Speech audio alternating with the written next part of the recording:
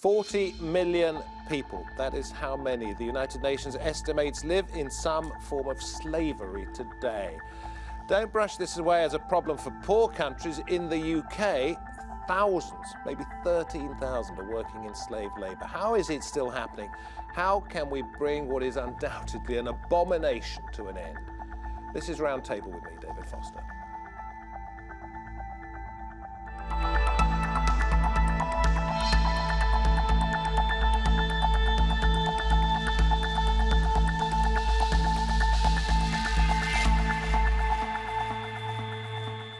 How is it possible in 2018 that millions of people end up in a modern-day slavery? We've spoken before on Roundtable about the vulnerability of migrants and their children, people who are at the mercy of smugglers and traffickers. What laws are in place to protect them? Are they enough?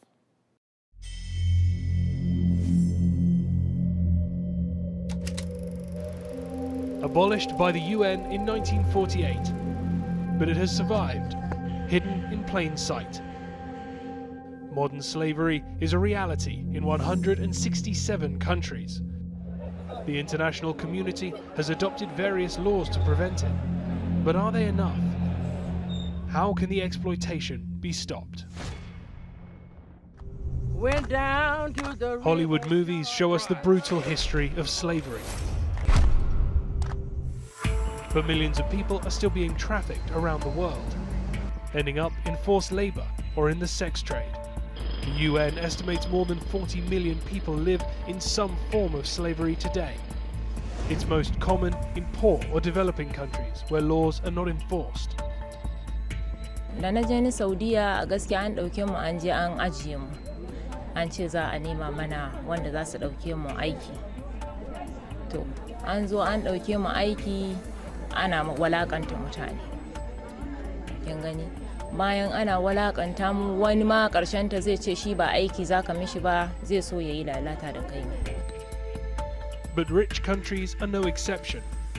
In the United Kingdom, up to 13,000 people are working as slaves in private homes, brothels, nail bars, and cannabis farms. Thousands of migrants escape from Africa, taking dangerous journeys to build new lives in Italy. Instead, some are forced to labour 7 days a week in farms, producing around 36% of the EU's tomatoes. In Thailand's $7 billion seafood export industry, slave labour works in life-threatening conditions. Media report people who are sold into fishing operations, suffer starvation and sleep deprivation. They are even chained, beheaded or thrown overboard if they make mistakes. Countries and international organizations are cracking down on the trade. I believe this is a fight that we can win, but most importantly, this is a fight we have to win. You can't have 20 million people in modern times literally enslaved. The Modern Slavery Act was passed in the United Kingdom in 2015, focusing on the prevention and prosecution of slavery. Big business in the UK now has to publicly report on how it tackles slavery in global supply chains. But the government has been accused of failing to protect the victims. Of the data collected on modern slavery in the UK between 2015 and 2016, it's thought that, at best, 28% of referrals resulted in police recording a crime. If consumers pay more attention to global supply chains, could the most vulnerable be saved from being exploited? Are laws in place enough to protect the victims? Or is it time for more proactive measures? Well, I'm very pleased to say, if pleased is the right word, that we have at the round table today Jasmine O'Connor, Human Rights Campaigner and Chief Exec of Anti-Slavery International. Also here, Bharti Patel, Chief Exec of ECPAT UK. That's a children's rights charity which campaigns against child exploitation and trafficking. We have William Henry, known as Dr. Les, from the School of Law and Criminology at the University of West London, and Tamara Barnett from the Human Trafficking Foundation. Great to have you on. This is a fascinating but terrible problem that we're going to be discussing today. Let me throw this out there first of all for each one of you. 2016 Global Slavery Index, the Walk Free Foundation, said that the number of people born into servitude had risen by nearly 30% in just 2 years. Now, part of that is down, as I understand it, to better reporting. But it shows a terrible trend, doesn't it? Bharti, kick it off. I think it certainly does. In measuring the scale of the problem that we've all talked about it for many, many years, is important if we're going to try and tackle it, and we're going to try and make sure that there are adequate resources to do it. So you're right, the research is now just coming out. We're doing this on an annual basis. There are reporting structures. Governments across the country, across the world, have put in systems in place that allows this to be reported, allows it to be measured. It is important, but let's just be very clear. Figures and numbers in itself is not going to solve the problem. We need to have actions behind those figures. We need to make sure that governments are putting adequate legislation in place, adequate protection measures in place, not only to protect victims, but also making sure that they are trying to prevent this happening in the first place. Okay, it says 30 million more, or sorry, 30% rise. Do you think that is the case? I mean, are we seeing more people as slaves? I think there's a few challenges. I mean, number one, underreporting. I don't think we really know the extent of the problem because it's hidden. I mean, a lot of people wouldn't consider that slavery is a problem in the UK, but the figures show that it is. 13,000? Yeah, absolutely, just in the UK. So it's hidden. So the truth is, there are lots of figures out there, but we don't know the true extent of the problem. The organisation I work for, Anti-Slavery International, gets beneath the headlines of those figures into communities to really determine what is happening on the ground and how communities can partner with INGOs, with governments to address the problems in a very tangible way. There are different forms of slavery. I think we all agree. I mean, you can be a slave born into slavery in parts of Africa. You can be made to do it in countries such as North Korea. Since you're talking about human trafficking, I would imagine that most of the slaves in Britain, these 13,000 that we talk of, are trafficked. Tamara. Yes. So what is the story there? Each individual has their own story, but generally. Well, essentially, we know that a huge number of people are being trafficked into the UK, but we also know a huge number of British people are being trafficked. And I think this issue about the data... Within Britain? Within Britain. And I think the issue of it rising is questionable because really what we're doing is actually we're finally identifying people who we knew were exploited before. We know the data, for example, a few years ago didn't include male victims of trafficking, yet we were hearing increasingly of British homeless men being trafficked in the UK. Now the data is starting to recognise that. So what we're seeing is more types of trafficking, more types of people being recognised as exploited who we couldn't really comprehend before being exploited. Well, we'll get on to what the UK may or may not be doing in just a moment. But Les, I can call you Les, can't I? Yeah, absolutely. Even though you are officially a William, I'll call you Les.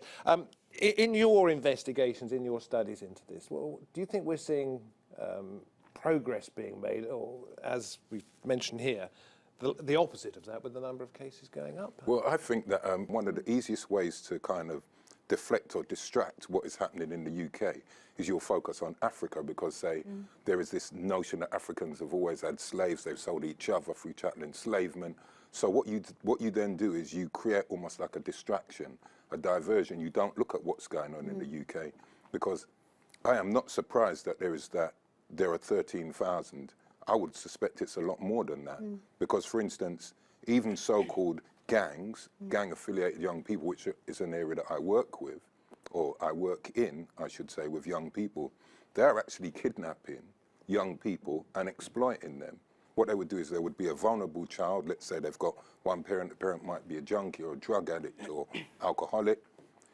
They would kidnap that child because, one, the parent isn't going to report it. The parent may not even be conscious that the child isn't around.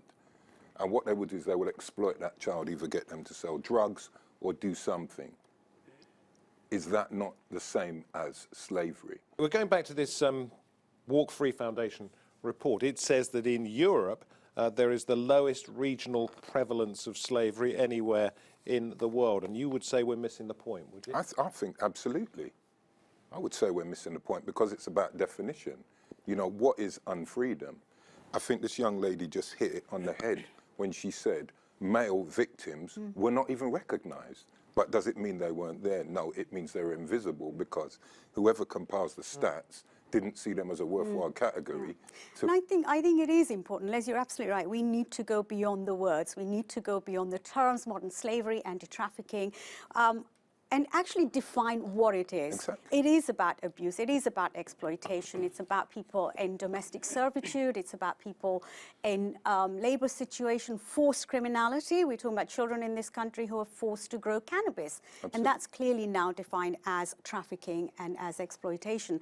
To people traveling from thousands of miles away from their countries into the UK, but as Tamara said, also within the United Kingdom, British girls being trafficked for purposes of sexual exploitation. These were not in the figures in the past, but now we see them. A third of the children that are identified as potential trafficking in this country are children, some as young as 10 years old. So we are talking about some severe types of exploitation, and I think that's important for us to know. You see, one of the problems with having so many different definitions of slavery and so many different types of slavery is that there would have to be so many different responses to how you go about ending it, wouldn't you?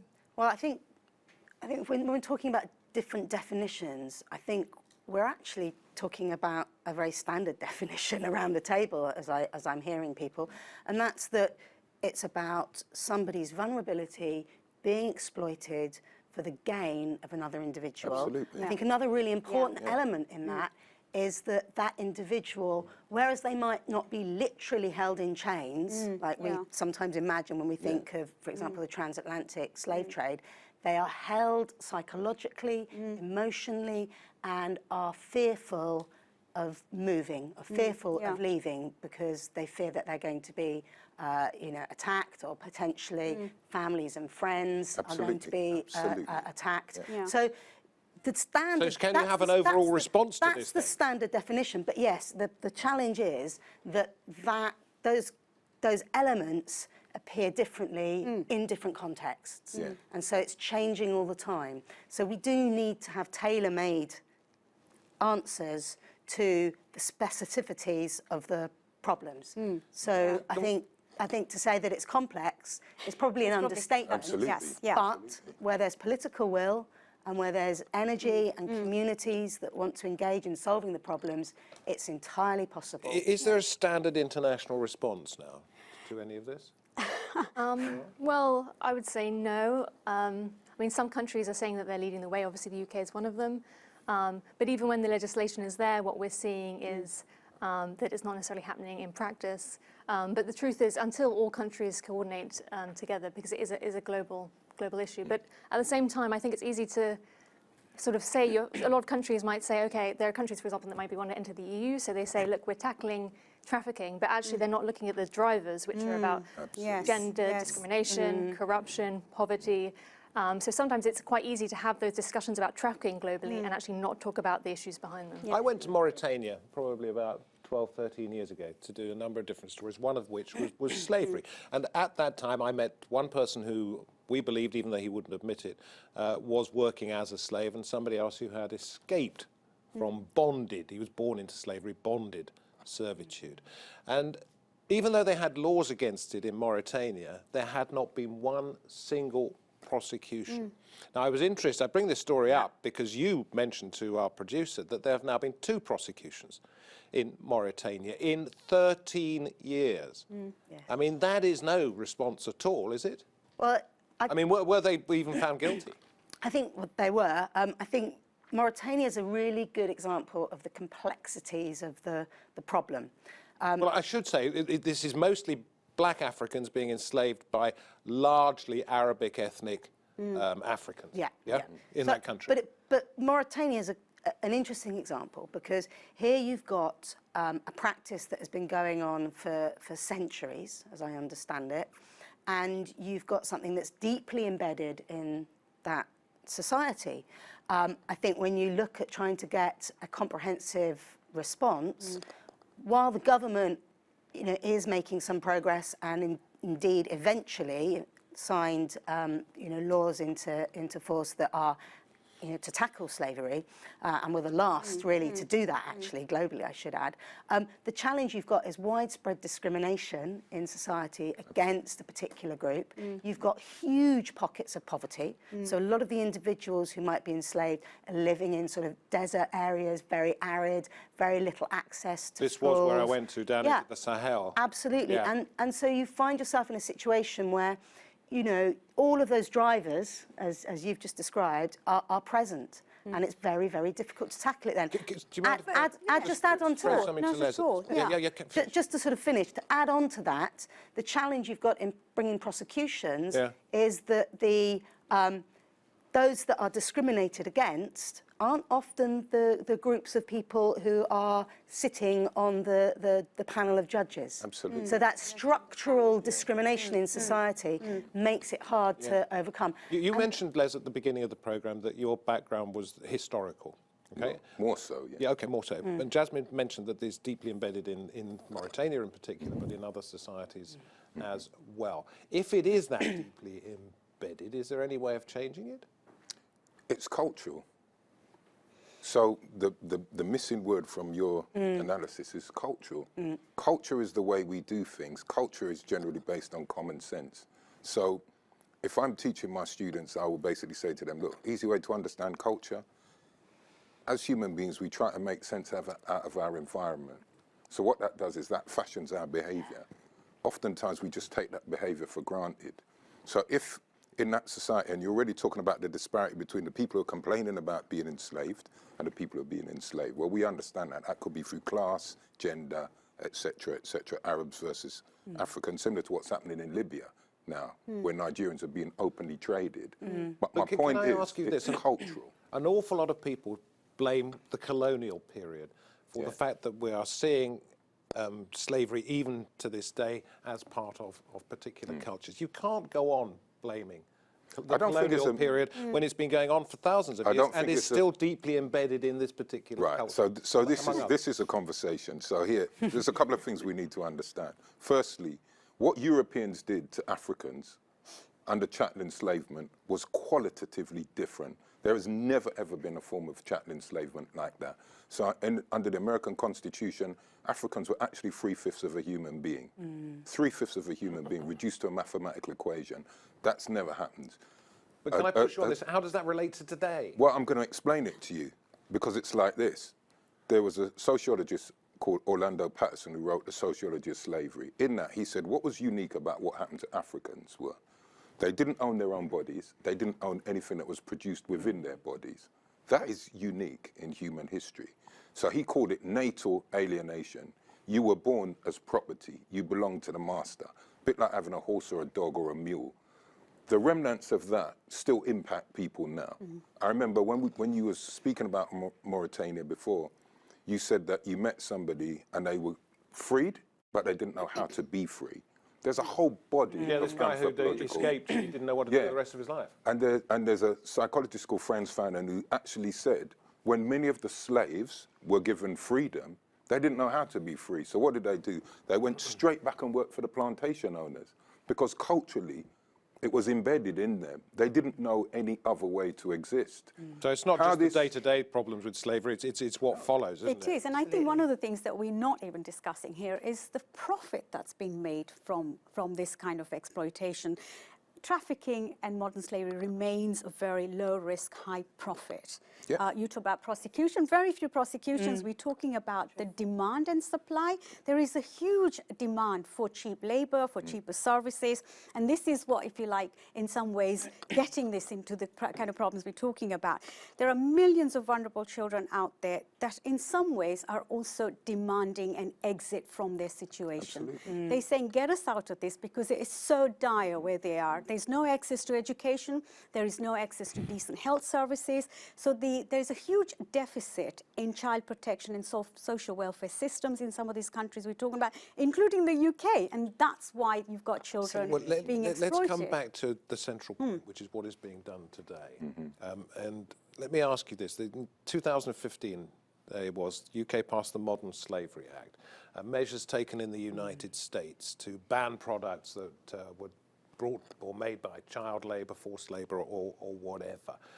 Are these useful small steps, or are they just kicking away and doing nothing whatsoever to end the problem? They definitely are useful small steps. I think that can't be taken away from the government. And I think we're certainly, just the awareness itself is really valuable.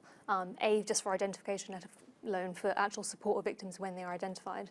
But I mean, there's talk about this lack of sympathy potentially between the power dynamics there. For example, children who are exploited in these kind of gang, so-called county line cases that were just described by Les, we know most of those children have still been criminalised. So actually we're talking about slavery and recognising it, but actually large cohorts of people in the UK are still not recognised. And I think the problem with the legislation is it's there in theory, but in practice what we're seeing on the ground is that victims are still not being identified. And is this part of the problem, as identified by Les, that those people who are in slavery are not necessarily regarded as, it's hard to put it into words, isn't it? Being unfree. Proper people. Unfree. Unfree. That it is not top of anybody's agenda. Well, that's right. But sorry to cut in, but that's right. And we were talking about one of the crucial aspects that are always missing from this discussion is extraction. Yeah, it's extracting absolutely. people's labour. Yeah. That's what it's about. That's the bottom line. And that's the economic model that we have today, hence we're talking about the profits. I think we need to be asking the bigger question. Who is benefiting from this kind of abuse and slavery-like conditions for many of the people?